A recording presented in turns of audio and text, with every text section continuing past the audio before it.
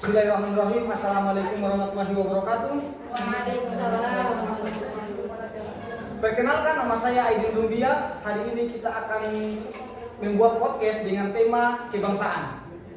Hari ini kita akan membahas tentang Pancasila sebagai dasar negara. Ya, di mana kita ketahui bahwa Pancasila itu bukan hanya dasar negara, tapi menjadi landasan negara Indonesia. Dan juga Pancasila itu memiliki nilai-nilainya, memiliki tujuan, fungsinya, dan makna apa itu Pancasila. Nah, hari ini kita akan mengulik itu satu persatu bersama dengan narasumber-narasumber yang cantik-cantik ini. Yang semuanya perempuan. Sebelum itu, perkenalkan narasumber yang di samping kiri saya ini bernama Farhama Nusifa Jumai. Yang ini namanya Hilda Rumau. Kemudian yang paling ujung ini namanya Wamira. Yang di samping kanan saya namanya Sri Maya Taribuka. Yang ini adalah Kuntum Tuanaya. Dan yang sana Tiara Effendi.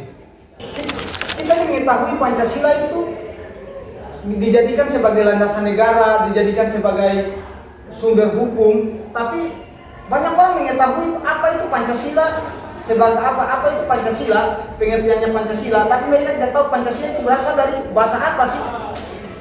Sekarang saya mau bertanya, Pancasila itu berasal dari bahasa apa?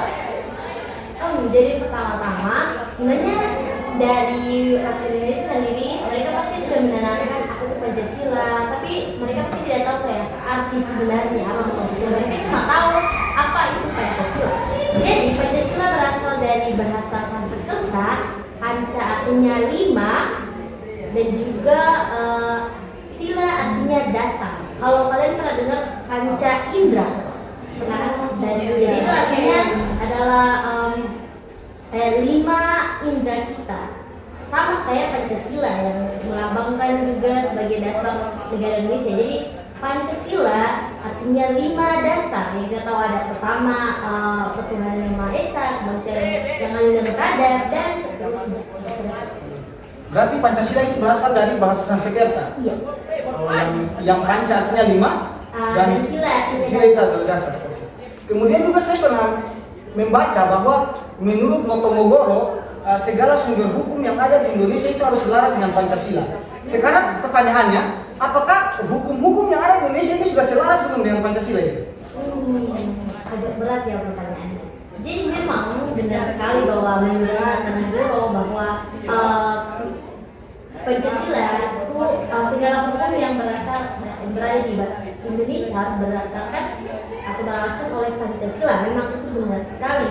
Dan dilihat dari struktur atau susunannya, memang hukum-hukum di Indonesia atau undang-undang juga sudah berdasar oleh Pancasila. Tentunya pada Undang-Undang tahun 1945 pembukaannya itu sudah ada Pancasila di dalamnya. Tapi kalau kita lihat dari praktiknya, tentu saja pasti ada sedikit pertimbangan dari dasar Pancasila itu sendiri. Contohnya masih ada korupsi, terus ada pelanggaran HAM dan masih banyak pertimbangan lainnya. Kita tidak bisa bilang bahwa Pancasila sudah lari dari jalan Pancasila, tidak, karena susunannya sendiri memang sudah berlandaskan Pancasila, tapi hanya praktiknya yang berbeda. Jadi intinya tuh seperti ini. Bisa dibilang secara konsep hukum Indonesia itu hukum Indonesia sudah berlandaskan Pancasila, tapi dalam pelaksanaannya itu masih berlari atau berbelok dari Pancasila itu sendiri. Berarti bisa dibilang Pancasila itu saat ini hanya sebagai identitas negara, karena maknanya saja tidak bisa dipahami dan tidak dapat diterapkan di. Sebenarnya maknanya sendiri sudah diterapkan oleh mungkin rakyat Indonesia, tapi pasti ada oknum lain kayak pemerintah. Iya, Pasti ada yang menyelewengkan gitu dari nilai Pancasila itu sendiri. Sekarang pertanyaannya satu, siapa yang harus disalahkan dalam hal ini? Misalkan nilai-nilai Pancasila itu, nilai Pancasila atau implementasinya dari Pancasila itu kan sudah diimplementasikan. Yang disalahkan itu siapa? Tidak ada yang bisa disalahkan karena kita tidak tahu siapa pelakunya, siapa korbannya, dan juga siapa yang salah. Intinya dari Pancasila itu sendiri kan sebagai simbol. Jadi Pancasila itu sudah jelas berdirinya. Sudah jelas berdiri. Kita tidak bisa menyalahkan Pancasila juga karena yang melakukannya hanyalah oknum-oknum, dan pasti oknum-oknum di antara oknum-oknum itu pasti ada yang baik dan juga yang buruk kan. Jadi refleksi dari Iya, dari sendiri-sendiri sih. Ya itu dari diri sendiri aja sih. Berarti sekarang itu nilai-nilai Pancasila itu atau hukum-hukum itu bukan tidak selaras dengan Pancasila, tapi implementasinya Iya. itu tidak selaras. Iya.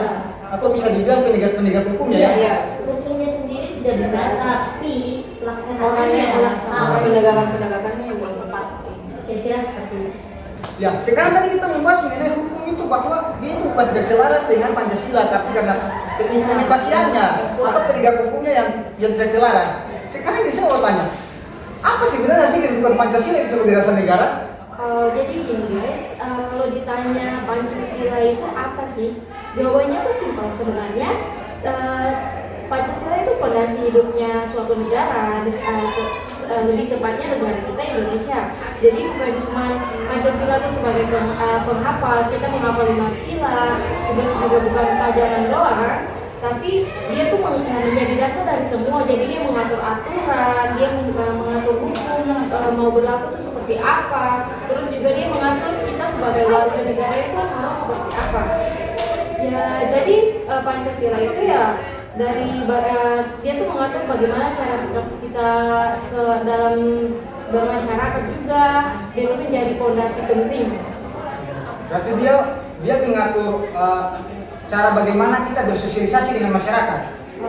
Sebenarnya bukan mengatur bagaimana cara kita dengan masyarakat yang lain, tapi dia itu di dalam Pancasila itu kita kan tahu Pancasila ini ada 5 sila kan. Ya. Di situ kita sudah tahu ada bagaimana dia mengulik tentang kemusyawaratan, terus juga bersosialisasi. Ya. Itu ada dalam 5 sila itu. Ya. Tinggal bagaimana kita individual itu mengimplementasikan dalam kehidupan kita sehari-hari. Kemudian juga kalau kita perhatikan itu ada banyak budaya yang dari luar itu yang masuk ke Indonesia. Menurut Anda budaya-budaya itu mengandung nilai-nilai Pancasila atau tidak? Ya, kalau budaya luar yang masuk ke Indonesia sih sebenarnya ada dua ya, ada yang baik, ada yang buruk. Tinggal bagaimana kita menyaring saja. Pertama, kalau misalnya itu baik, itu kan budaya dari negara luar itu ada yang sejalan dengan nilai-nilai Pancasila, misalnya kerja keras, musyawarah, atau apa ya. Terus dengan begitu kan, apalagi kita tahu sekarang tuh era serba global, era globalisasi. Tapi nggak semua budaya itu harus kita telan mentah-mentah. Ada yang cocok sama nilai Pancasila yang seperti saya bilang tadi, toleransi, kerjasama, kerja keras, saling menghargai, itu aman. Kita bisa menelan mentah-mentah karena itu bagus. Tapi yang tidak bagus untuk kita lakukan itu ya jangan kita telan mentah-mentah, harus kita saling dulu. Kayak misalnya kekerasan, yang budaya luar yang bebas, kehidupan bebasnya mereka itu kita harus tahu bagaimana apakah ini baik untuk kita jalani di kehidupan kita kehidupan kita hari-hari. Jadi kita tuh harus melihat dengan Pancasila gitu, kayak Pancasila. Kita harus memilah. Iya, memilah dengan Pancasila itu dia menjadi alat penyaring kita menilai apakah ini tuh bagus untuk ditiru atau tidak ditiru gitu. Kemudian, bisakah Anda jelaskan terkait dengan fungsi Pancasila itu sebagai dasar negara? Kalau fungsi Pancasila sebagai dasar negara itu sebenarnya gini, Pancasila itu ibaratnya GPS. Jadi pemerintah itu mau nentuin arah, bikin aturan, terus mengambil keputusan itu harus berdasarkan dengan nilai-nilai Pancasila. Tidak boleh melenceng dari Pancasila karena seperti yang tadi sudah saya jelaskan, Pancasila itu dia menjadi fondasi dari negara kita, negara Indonesia. Terus dengan begitu semua hukum, peraturan dan aturan yang ada di negara kita itu tidak boleh melenceng dari Pancasila biar negara ini nggak salah arah dan nggak sembarangan gitu. Itu semuanya harus diatur. Jadi Pancasila itu dia diibaratkan sebagai GPS negara. Berarti dengan kata lain bahwa kedudukan Pancasila di sini adalah sebagai otak untuk mengatur hukum-hukum yang ada di Indonesia. Iya, dia sebagai fondasinya. Jadi dari pihak-pihak yang berwajib mau bikin aturan atau kita juga mau melakukan sesuatu itu tidak boleh melenceng dari nilai-nilai Pancasila. Iya, kebijakannya itu harus sesuai dengan Pancasila. Kemudian juga pertanyaan berikut, Pancasila sebagai ideologi negara yang berupaya untuk mewujudkan masyarakat yang adil dan makmur secara material dan spiritual Namun negara ini masih belum makmur. Sekarang pertanyaannya, apakah Pancasila itu gagal sebagai ideologi negara? Kalau kita lihat dari fungsinya fungsinya Pancasila sebagai ideologi. Pancasila sebagai ideologi itu bukan serta-merta seperti tongkat sihir yang memang untuk merubah segala sesuatu dengan instan, tapi melainkan sebagai kompas dan membantu jalan sebagai cita-cita dan tujuan. Jadi kita tahu bahwa negara Indonesia ini memiliki tujuan dan kayak apa yang dicapai yaitu kayak kita lihat sebagai keadilan dan juga kemakmuran untuk Indonesia di masa depan seperti apa. Untuk Pancasila sebagai cita-cita itu sendiri adalah untuk Pancasila itu kayak bukan dalam artian dia gagal menjadi ideologi negara, tapi dia menjadi petunjuk dan pemberi arah untuk keinginan kita untuk adil dan makmur, justru karena kita punya standarnya itu yaitu dari 5 sila itu, dan dari 5 sila itu kan di sila kelima itu adalah keadilan sosial bagi seluruh rakyat Indonesia. Ya. Dan kita jadi Pancasila sebagai ideologi negara itu untuk mencapai dari 5 sila yang tadi, terkhususnya untuk sila kelima. Dan juga Pancasila sebagai sarana pemersatu. Yang kita tahu di negara Indonesia ini banyak sekali keberagaman yang juga bisa memicu konflik-konflik untuk di negara kita tersendiri yang bisa membuat negara kita itu bisa hancur gitu. Jadi Pancasila sebagai ideologi ini fungsinya juga salah satunya sebagai pencegah perpecahan. Dan kita bisa lihat sampai sekarang nilai ideologi dari Pancasila itu masih masih ideal sampai sekarang dan masih ada sampai sekarang nih.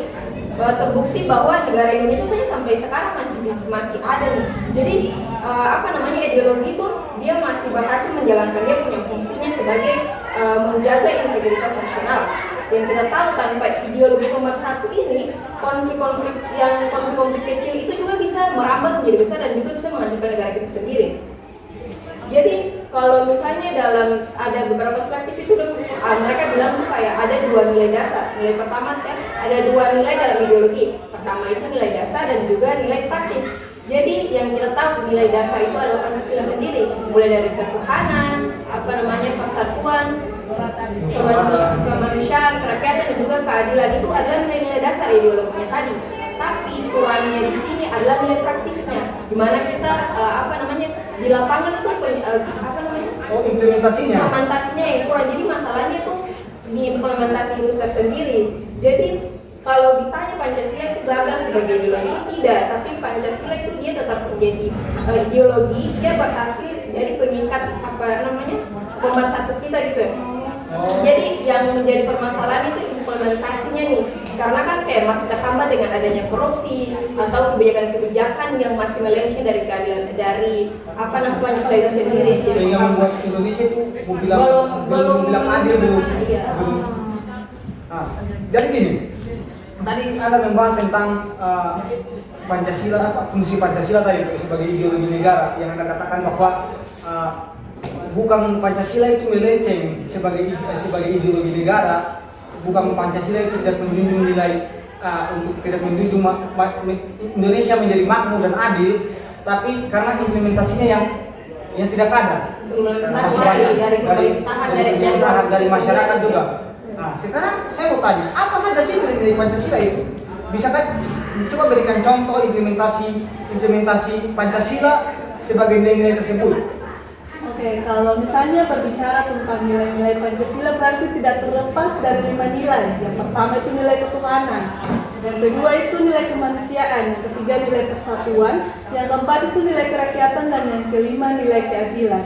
Nah, nilai yang pertama, nilai ketuhanan, berarti itu mencakup nilai keimanan, ada juga nilai toleransi beragama, dan juga saling menghormati keyakinan.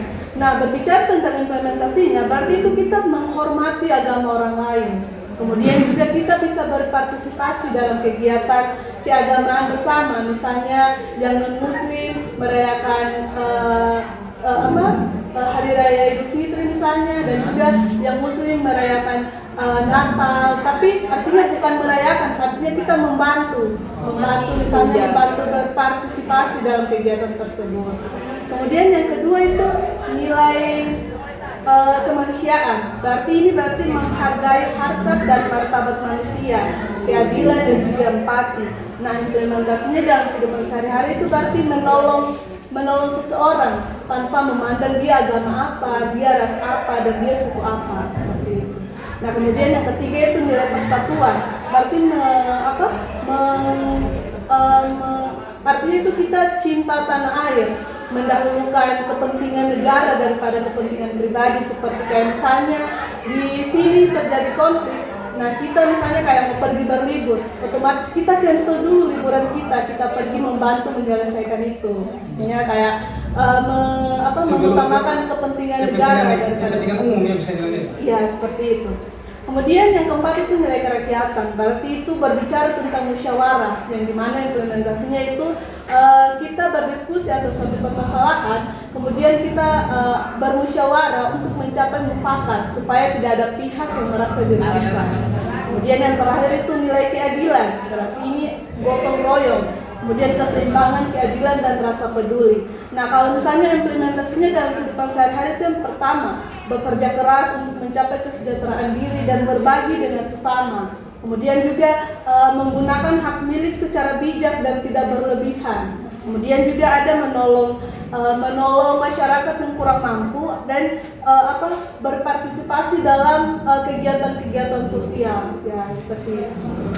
Berarti tadi itu dari penjelasan saudari itu menjelaskan bahwa Pancasila itu nilai-nilai Pancasila itu kita tidak boleh mementingkan, yang saya anggap ya, kita tidak boleh mementingkan diri sendiri, tapi kita mementingkan juga orang lain. Kita tidak boleh, orang bilang bahasanya gimana ya, tidak boleh egois, tidak boleh egois ya. Nah, seperti itu. Nah, itu kan Pancasila itu kan ada satu sila tuh mengatakan bahwa keadilan sosial bagi seluruh rakyat Indonesia. Tapi saya melihat bahwa segala sesuatu itu berpusat di barat atau di Indonesia Barat. Dan di Indonesia bagian timur itu seakan-akan tidak dilihat apakah ini bisa dikatakan sebagai keadilan sosial untuk seluruh rakyat Indonesia, dan juga apakah ini bisa dikatakan sebagai kesenjangan antara Indonesia Barat dan Indonesia Timur. Oh iya, benar. Jadi salah satu tujuan utama Pancasila itu sebagaimana tercantum dalam pembukaan undang-undang tahun 1945 adalah mewujudkan keadilan sosial bagi seluruh rakyat Indonesia. Keadilan sosial bagi seluruh rakyat Indonesia artinya setiap warga memiliki untuk hak dan kesempatan untuk mendapatkan ekonomi yang sama atau pendidikan dan kesehatan.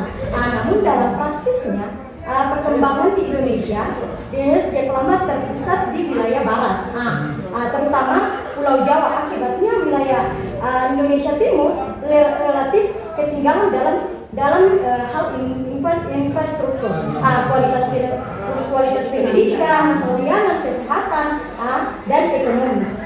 Dengan adanya kejadian tersebut, timbullah kesenjangan antara Indonesia Barat dan juga Indonesia Timur.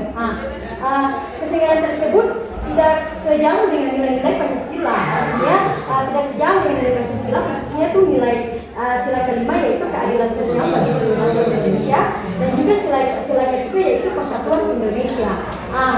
Dengan itu Pancasila tidak dianggap tidak berfungsi karena akibat kasus tersebut. Tetapi Pancasila memberikan punya upaya untuk bisa memberikan lebih baik kepada Indonesia Timur, seperti dia mengurangi kerenjangan. Berarti Pancasila itu tidak dikatakan bahwa dia tidak berfungsi, melainkan karena nilai Pancasila belum sepenuhnya dilaksanakan secara konsisten. Secara menyeluruh. Iya, betul. Jadi tetapi Pancasila memberikan berbagai upaya yang dilakukan untuk mengurangi kesenjangan antara bangsa antara Indonesia Barat dan juga Indonesia Timur, yaitu contohnya yang membangun infrastruktur di daerah yang tertinggal dan otonomi daerah, dana desa, serta pemerintahan, pendidikan, dan layanan kesehatan. Otomatis Pancasila itu ia ia tidak cuma sebagai simbol aja, dan juga tidak dikatakan bahwa oh jadi Pancasila itu lebih memilih bangsa Indonesia Barat, Barat daripada Indonesia Timur. Sebenarnya tidak. Pancasila itu memberikan upayanya untuk bisa membantu Indonesia Barat juga. Contohnya memberikan beberapa hal tersebut. Dan Pancasila bukan dikatakan bahwa ia tidak ini, tetapi tidak sepenuhnya dijalankan dengan baik. Oh, berarti lagi-lagi ini mengenai tentang implementasi Pancasila itu. Jadi nilai-nilai itu yang perlu ditanamkan lebih lanjut nih untuk setiap individu supaya tidak ada kesenjangan itu lagi. Betul. Ya, kemudian juga kalau berbicara kebijakan tadi yang berpusat di daerah barat itu ada juga Pancasila, dia kan saling berkaitan juga dengan undang-undang. Nah, kenapa undang-undang terjadi 4 kali amandemen itu? Karena itu salah satunya kekuasaan yang terus-menerus berpusat di daerah Jawa, sehingga di situ ada yang namanya perubahan di mana kebijakan-kebijakan itu tidak perlu harus disamaratakan, entah itu dia dari barat ataupun dari timur. Nah, kayak gitu. Undang-undang di amandemen. Itu undang-undang di amandemen itu maksudnya diubah ya kan? Iya, diubah Itu saya ketahui itu sama 4 kali, betul? Iya, betul sekali. Ya. Dan tadi ini kita membahas, sudah banyak yang kita bahas, mulai dari nilai-nilai, dari tujuan, fungsinya, kedudukan, maknanya. Sekarang yang saya mau tanya, dan terakhir yang ingin saya tanyakan adalah, bisakah Anda jelaskan makna Pancasila itu sebagai dasar negara? Oke, dari paparan beberapa narasumber, 5 narasumber kita, bisa disimpulkan bahwa sebenarnya Pancasila itu poin utamanya dari implementasi ya. Jadi kita bisa bilang makna Pancasila kan sebagai pedoman hidup. Berarti bagaimana cara kita sebagai masyarakat menyikapi Pancasila. Sikap-sikap dari Pancasila itu ada nasionalisme, patriotisme, terus bela negara, dan kemudian persatuan negara ya. Kemudian Pancasila juga nih bersifat dinamis. Apa sih dinamis? Dia mengikuti perkembangan zaman. Dia ideologinya terbuka, tidak tertutup. Maksudnya tidak kaku. Cuman pada zaman ini saja lebih perkembangan. Bisa menyesuaikan ya? Dia menyesuaikan dengan zaman. Ini bisa juga seperti tadi budaya luar ya. Bisa budaya luar, tapi kita mempertahankan nilai-nilai Pancasila. Jadi ya kesimpulannya adalah Makna? introspeksi dari pribadi masing-masing. Bagaimana cara menyikapi Pancasila, bagaimana cara menerapkannya kepada sesama manusia dan lain-lain. Jadi maknanya Pancasila itu apa sih? Jadi kembali lagi seperti dia di dasar negara. Dasar negara. Berarti bisa dibilang bahwa Pancasila itu sebagai sumber dari segala sumber hukum.